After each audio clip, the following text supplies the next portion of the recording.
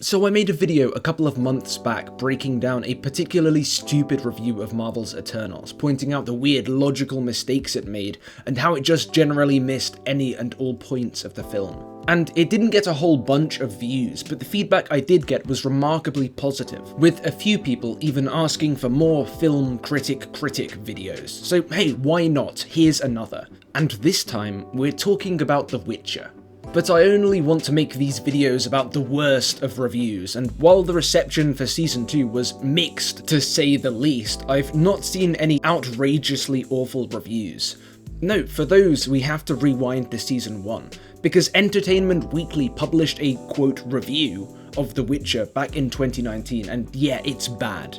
It even went semi-viral back in 2019, so if you've seen it before, I'd be interested in hearing how my problems with it lined up with your own thoughts on the matter. Now, this video probably won't do massive numbers on account of how this review is years old, The Witcher Season 2 is now over a month old, and how the two most similar videos I've done previously both performed like damp squibs. So that being said, if you find yourself enjoying this video at any point, I'd really appreciate a like. But let's get started, because there's a lot of head-scratching nonsense to get through. The first odd moment comes a couple of paragraphs in. Entertainment Weekly's critics, yes, it took two of them to write this mess, are discussing the pilot episode. You remember, the one where Henry Cavill's Geralt of Rivia is turning an entire agency of extras into doner kebab meat. The review reads, "I haven't played the games, but the pilot has certain tropes from that medium exported without imagination to television. There's the constant download of fantasy verbiage, including much talk about a Kikimora, and a town I swear is called Blevicum. Mickelson's character has a big line about how Geralt has made a choice, which feels like a hat tip to the open-world nature of the games." Now, there's a lot of juicy nuggets of garbage within this three-sentence chunk, but let's start off with a couple of the smaller ones. I find it unreasonably funny that the presumably American critic sees unfamiliar names and immediately dismisses them as standard weird-sounding fantasy jargon and neologisms. In reality, the Kikimora on everybody's lips gets its name not from fantasy, but from Slavic folklore, and the place name Blaviken is clearly inspired by Slavic toponyms in a similar way. So when Entertainment Weekly writes about fantasy verbiage, I guess they just mean Polish verbiage? I'm not sure. And this is a bit of a nitpick from me, but EW's little jibe about Blaviken's tricky name comes lines after the article mentions the town by name. And that tells us one of two things. Either that Blevicum line was supposed to be a joke because haha, foreign name sounds like cum, or instead, Entertainment Weekly simply forgot to proofread the review. But both of these pale next to my other issue with the paragraph, which is that it seems to think the idea of a character making a choice is a reference to the Witcher game series, despite this show very publicly having nothing to do with them in terms of continuity or staffing. Because sure, making choices is common in open world RPGs, but do you know where else choices are common?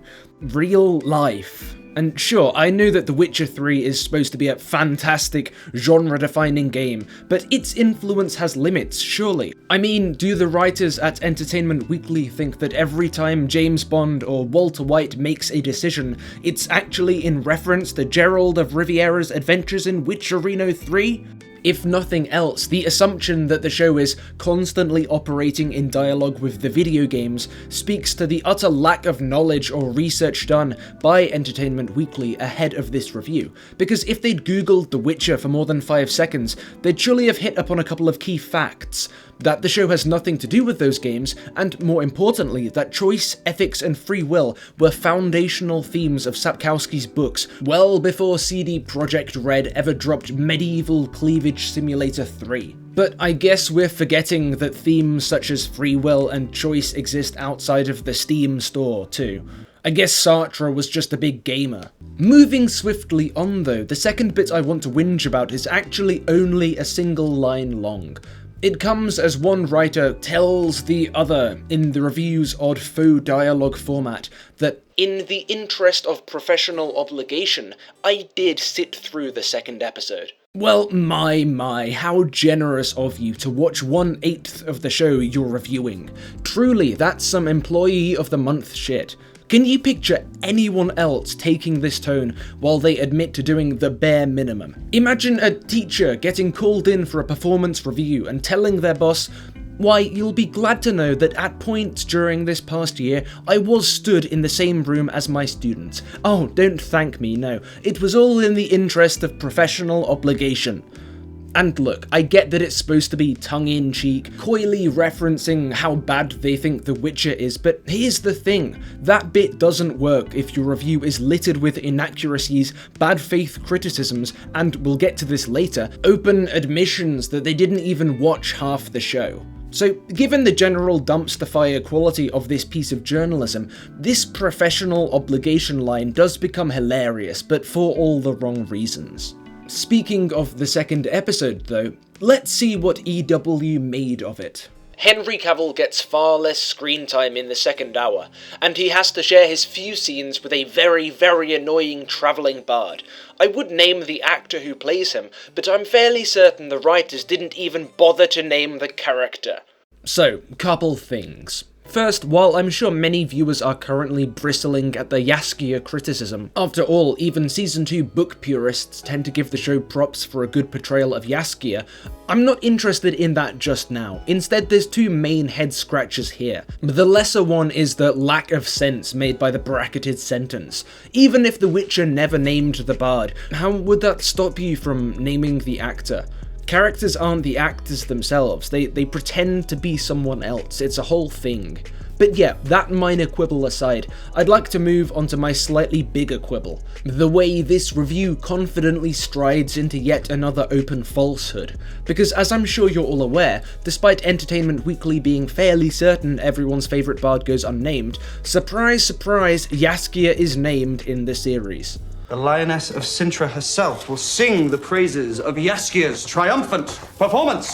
There is a reason that Entertainment Weekly didn't know this though. It's because they didn't watch the episode. Yeah, we'll come back to that.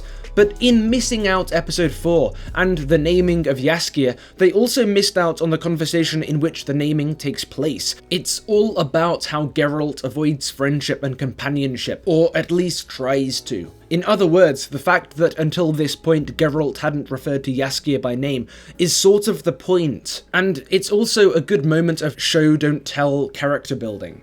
I'm not your friend. Oh, really? Oh, you usually just let strangers rub chamomile onto your lovely bottom. But yeah, turns out it's easy to miss the point when, you don't watch the thing you're reviewing. But as this next quotation will show, Entertainment Weekly managed to miss the point even when they have seen the material.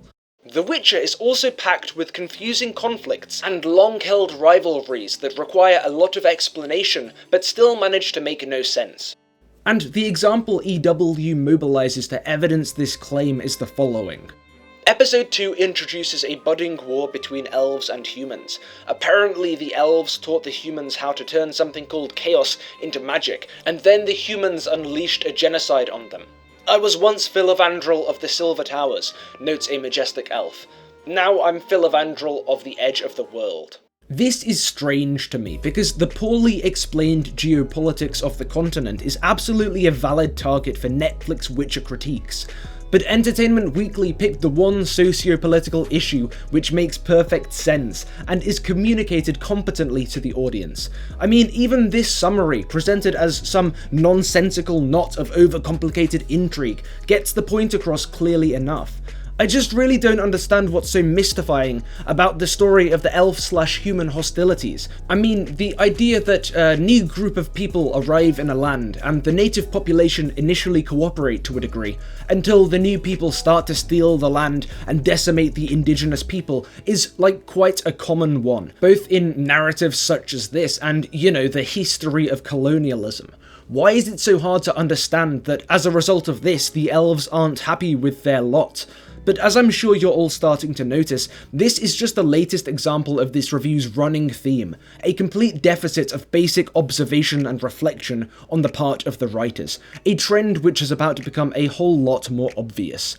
Towards the end of the review, the following line is casually dropped into the mix. Because life's too short for Netflix drama running times, I skipped ahead to the 5th episode.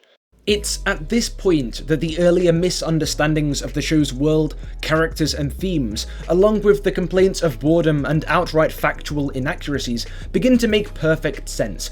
They literally chose not to watch the parts of The Witcher which would address their issues. It's like if I cracked open The Lord of the Rings for the first time, read the bits about the Hobbit parties and second breakfasts, and then skipped ahead to, I don't know, the Entmoot, then closed the book and started screaming that none of it made sense. Who is this Lord of the Rings anyway? How did the midgets get to a big forest? I thought they were in Hobbiton. All of this is so hard to follow. And life's too short for Netflix drama running times, is it? Well, yeah, they are long, but it's your job to watch them. This is like if I started working at a brewery and then fucked off home after 20 minutes on the job and told my supervisor that life's too short for fermentation. The beautiful part about this line, though, is that I don't have to expend any more of my energy explaining how awful a review this is, because this final quote has made it blindingly obvious. Tell you what, Entertainment Weekly, you fire these two, hire me for half their salaries, and I'll actually watch the material I review. Does that sound like a fair trade? But you know what, after this video I feel like I might not be at the top of their prospective new hires list. But hey, you guys can fill in for them if you want by throwing dollar bills at me on Patreon, so I can continue ranting about ancient reviews. Oh yeah, you also get bonus videos and other fun perks. And depending on which tier you select, you get thanked at the end of the videos. For instance, this video's over now, I guess, so thanks to all my patrons on screen now, and particularly Ian Fifield. And thanks everyone else for watching. Toss a coin to this channel.